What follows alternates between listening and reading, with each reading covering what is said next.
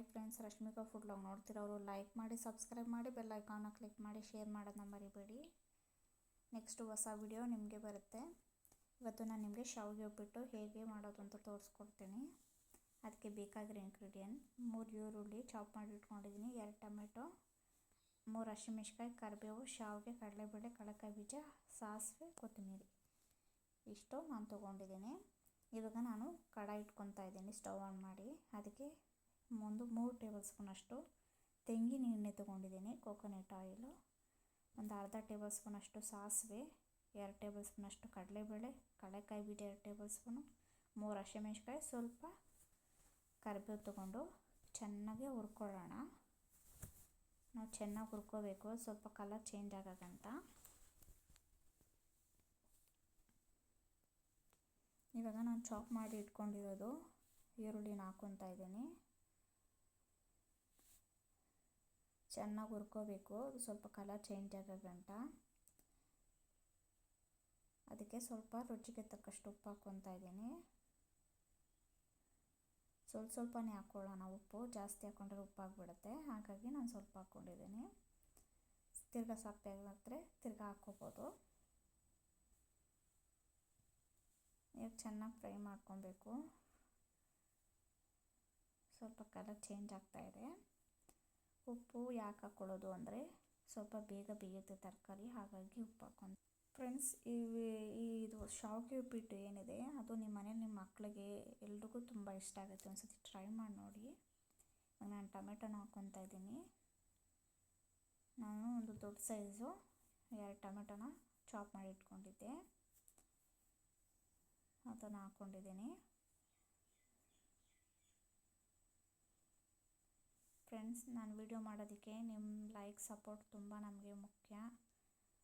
ನಿಮಗೆ ವಿಡಿಯೋ ಇಷ್ಟ ಆಗಿದ್ರೆ ಲೈಕ್ ಮಾಡಿ, ಸಬ್ಸ್ಕ್ರೈಬ್ ಮಾಡಿ, ಬೆಲ್ ಐಕಾನ್ನ ಕ್ಲಿಕ್ ಮಾಡಿ, ಶೇರ್ ಮಾಡೋದನ್ನ ಮರಿಬೇಡಿ. ನೀವು ಲೈಕ್ ಮಾಡೋದು, ಸಬ್ಸ್ಕ್ರೈಬ್ ಮಾಡೋದ್ರಿಂದ ನಮಗೆ ಇನ್ನೂ ವಿಡಿಯೋ ಮಾಡಬೇಕು ಅಂತ ಮನಸ್ಸು ಬರುತ್ತೆ. ಹಾಗಾಗಿ ಇವಾಗ ನಾನು ರುಚಿಗೆ ತಕ್ಕಷ್ಟು ಉಪ್ಪು ಹಾಕ್ಕೊಂಡಿದ್ದೀನಿ. ಸ್ವಲ್ಪ ನನಗೆ ಉಪ್ಪು ಕಡಿಮೆ ಅನ್ನಿಸ್ತು.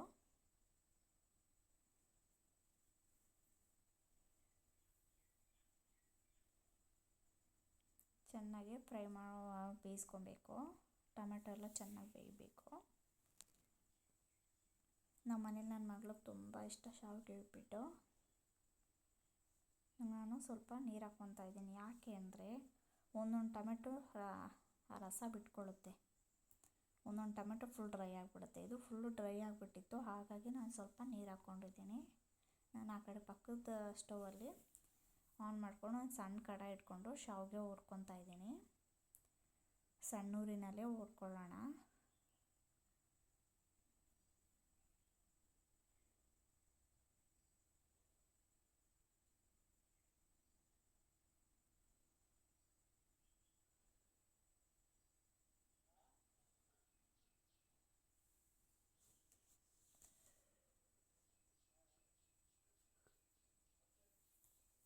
ಚೆನ್ನಾಗಿ ಹುರ್ಕೊತಾ ಇದ್ದೀನಿ ನಾನು ಶಾವಿಗೆನ. ಈ ಕಡೆ ಬೇಯ್ತಾ ಇದೆ, ಅದು ಏನಾಗಿರ್ಬೋದು ಗ್ರೇವಿ ಅದು.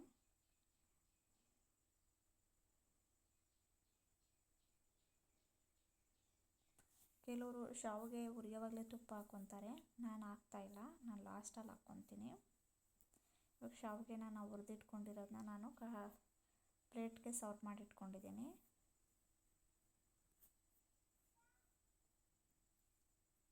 ಇವಾಗ ಸ್ವಲ್ಪ ಅರಿಶಿನ ಹಾಕ್ಕೊತಾ ಇದ್ದೀನಿ. ನಾನು ಒಂದು 1/4 ಟೇಬಲ್ ಸ್ಪೂನಷ್ಟು ಅರಿಶಿನ ಹಾಕ್ಕೊಂಡಿದ್ದೀನಿ.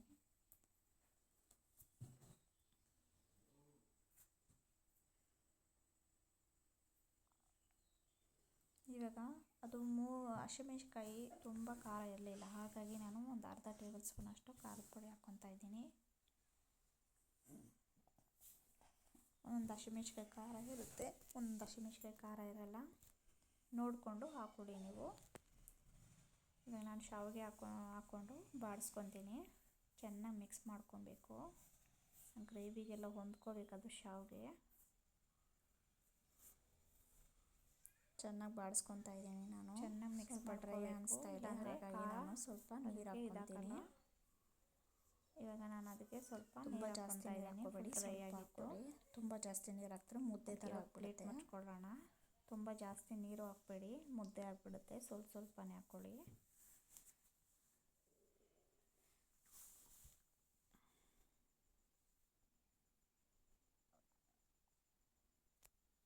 ಆ ಪ್ಲೇಟ್ ಮುಚ್ಚಿರೋದ್ರಿಂದ ಅದು ಬೇಗ ಸ್ವಲ್ಪ ಬೇಯುತ್ತೆ.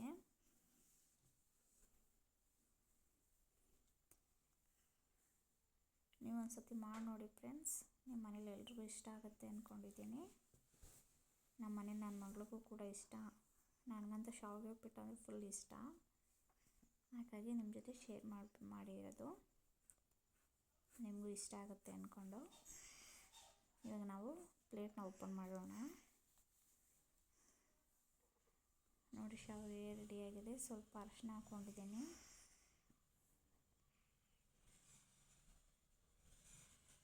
ಚೆನ್ನಾಗಿ ಮಿಕ್ಸ್ ಮಾಡ್ಕೊತಾ ಇದ್ದೀನಿ ನಾನು.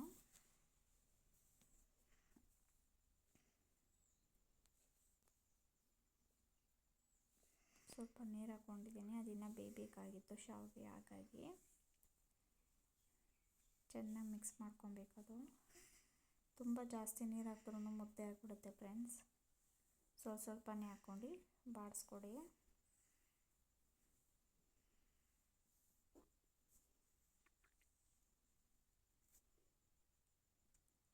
ನೋಡಿ ಕಲರ್ ನೋಡಿ ಯಾವ ಥರ ಇದೆ ಅಂತ, ಎಷ್ಟು ಚೆನ್ನಾಗಿ ಕಾಣಿಸ್ತಿದೆ ಅಲ್ವಾ? ತಿಂದರೆ ಇನ್ನೂ ಟೇಸ್ಟಿಯಾಗಿರುತ್ತೆ. ನೋಡಿ, ಇವಾಗ ಕೊತ್ತಂಬರಿ ಹಾಕ್ಕೊತಾ ಇದ್ದೀನಿ ನಾನು. ಇವಾಗ ಆಫ್ ಮಾಡ್ಕೊತಾ ಇದ್ದೀನಿ ನಾನು ಪ್ಲೇಟ್ ಮುಚ್ಕೊಂಡು. ಇವಾಗ ಆಗಿದೆ. ಇವಾಗ ಟೇಸ್ಟ್ ನೋಡೋಣ ಬನ್ನಿ ಫ್ರೆಂಡ್ಸ್. ತುಂಬ ಚೆನ್ನಾಗಿದೆ. ನೀವು ಒಂದ್ಸತಿ ಟ್ರೈ ಮಾಡಿ ನೋಡಿ.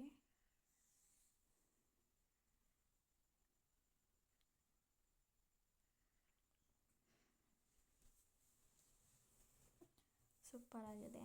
ನೆಕ್ಸ್ಟ್ ವಿಡಿಯೋದಲ್ಲಿ ಸಿಗೋಣ. Bye friends, take care. Like ಮಾಡಿ, ಸಬ್ಸ್ಕ್ರೈಬ್ ಮಾಡಿ, ಬೆಲ್ ಐಕಾನ್ನ ಕ್ಲಿಕ್ ಮಾಡೋದು